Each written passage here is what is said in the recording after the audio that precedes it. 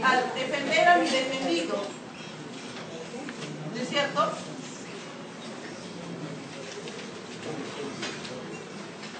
La defensa. La pregunta es, ¿de qué forma basas tú tu defensa? ¿Cómo enfocas tu defensa? Acuérdense que en un proceso, vamos a, el día de hoy, hacer un paneo general de lo que es la argumentación, porque tenemos ya 6 sesiones y vamos a ir desarrollando las cosas. ¿No? Hay que tener una cosa. La argumentación siempre se va a basar en lo que es lógica. Pero la lógica tiene 2 puntos de vista. Tu punto de vista como abogado y el punto de vista de los magistrados que están acá, ¿sí o no? Entonces, ¿cuál es la primera estrategia para una buena argumentación?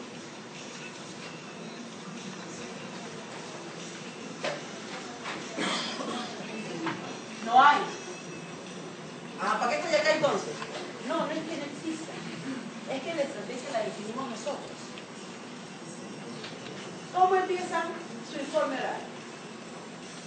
Acuérdense, cuando vamos a argumentar, el 99.9% de los magistrados ni nos mira.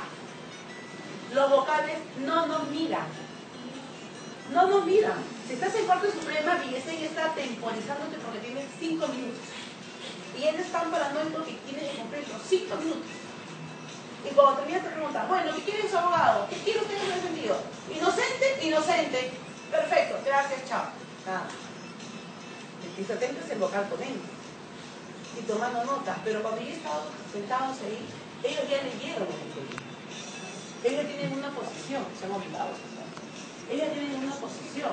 Es más, el mismo día que informan, el presidente se pone al voto. ¿No es cierto? Eso si estás en Corte Suprema. Pero si estás en una sala civil en segunda instancia o un informe oral ante una audiencia, ¿cómo vas a informar? Nosotros los abogados litigantes nos quejamos y elocuentes que no exponen bien, que hay sentencias contradictorias. ¿Por qué? Porque la argumentación y la lógica van de la mano. La lógica es la lógica que aplica el juez y la lógica del abogado. Cuando hay coincidencia, ganas el caso porque se resuelve como tú quieres que sea.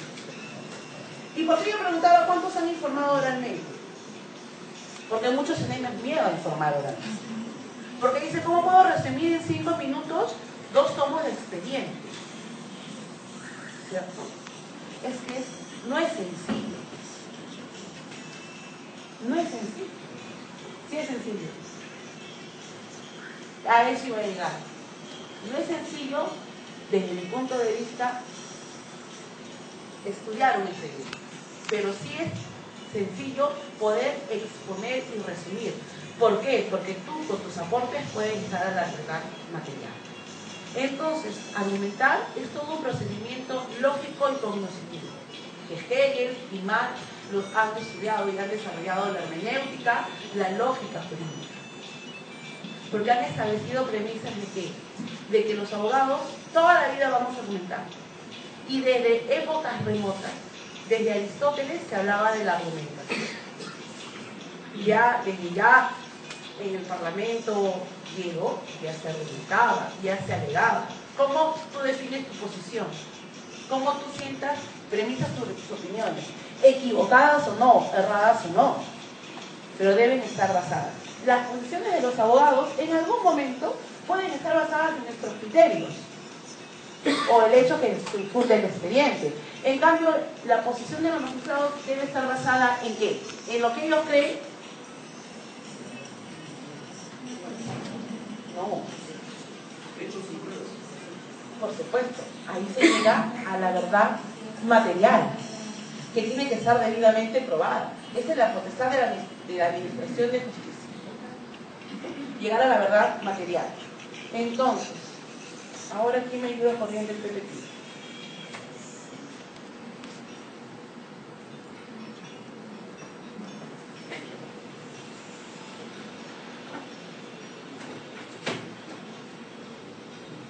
¿Qué dice Holmes? Holmes. La vida del derecho no ha sido lógica sino experiencia.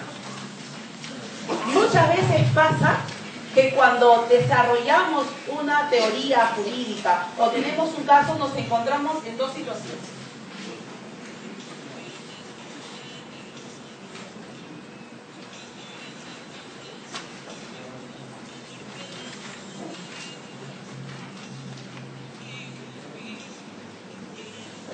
Entonces, ¿qué pasa en el caso de que se da un vacío legal?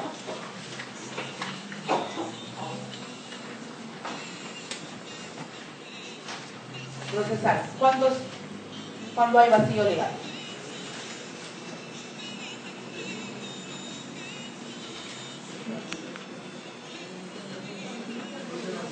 Yo tampoco me acordaba, por eso tomé nota. El hecho no está en la norma. O sea, en nuestra situación jurídica, la actitud, el hecho no está debidamente enlistado en la norma legal. ¿Qué es lo que pasa en la actualidad? ¿Quién iba a pensar en sus conceptos más remotos cuando se desarrolló el Código Penal que tú podías, mediante un correo electrónico, chantajear a una persona y que esa persona adquiera dinero? ¿En qué parte del Código Penal está escrito eso? Esa conducta los hemos adecuado como coacción, como chantaje. ¿Quién iba a pensar que accesar al correo electrónico de otra persona podía ser un delito? Cuando todas las esposas lo hemos hecho. ¿No es cierto? Y lo seguiremos aquí. Con el respeto de los caballeros. Y a propósito del Día de la Mujer. Somos seres perfectas las mujeres. Sí, ¿no es cierto? ¿Por qué? A ver. ¿Cómo?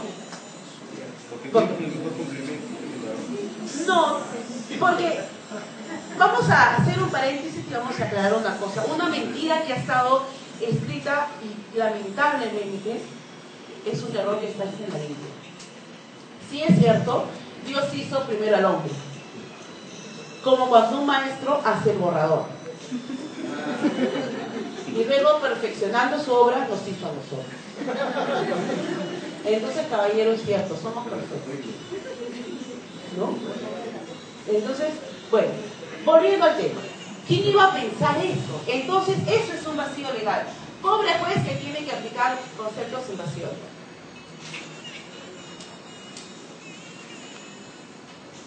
¿Qué hacemos cuando hay un vacío legal? Si el hecho no está tipificado en la norma. O si hay una laguna. Cuando la conducta, pues, o sea, cuando la norma resulta insuficiente para calificar la conducta. Entonces aquí se aplica dos criterios. Lo que es la analogía, los famosos principios del derecho. Tenemos que adecuar esa conducta. Esa aplicación de los principios de derecho está basado, eso implica. Eso es lo que yo he llegado a concluir. Lo que quería decir es que pobre señor juez. Siempre tenemos que aplicar un concepto lógico, eso es innegable, pero tenemos que aplicar un concepto de experiencia.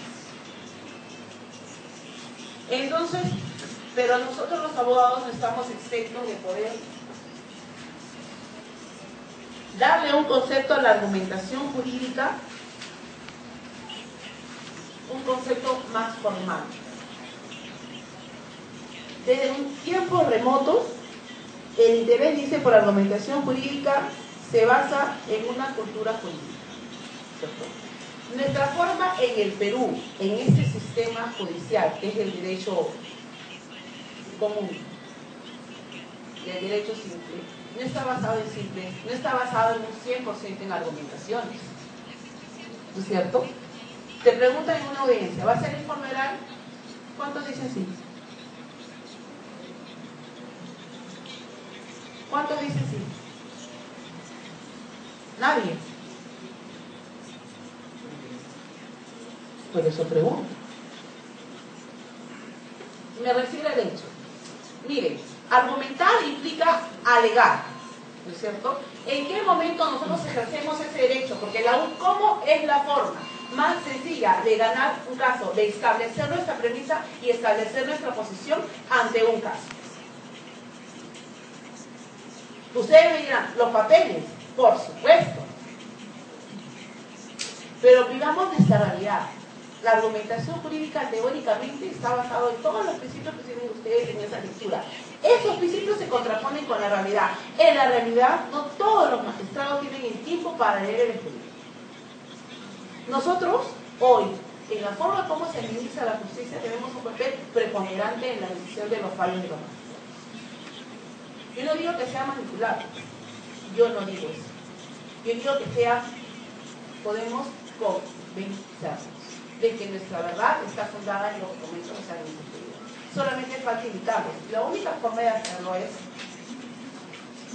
argumentando, alegando, hablando. El doctor me dice acá, es sencillo. Por supuesto que es sencillo. ¿Es cierto? ¿Por qué? Lo escucho. Yo soy defensor público. ¿Ya? Y todos los días, martes y jueves, generalmente hago entre 5 y 10 informes. Entonces yo tengo en mi cabeza una especie de disquete, o sea, hablo en persona, una estructura mental, y eso lo adecuo a los diferentes expedientes. Con esto, ¿qué quiero decir? Lo siguiente: cuando yo hago un informe oral, yo tengo una estructura en mi cabeza, y esa estructura es la siguiente. Yo mentalmente digo, tengo que ser elocuente en mi expresión. Así es. O sea, tengo que tener facilidad de palabra. Tengo que ser concreto, porque no puedo pasarme de los 5 minutos, porque si me paso, los jueces se duermen o no me escuchan. Tengo que ser coherente, o sea, tiene que haber un hilo conductor desde que comienzo hasta que concluyo.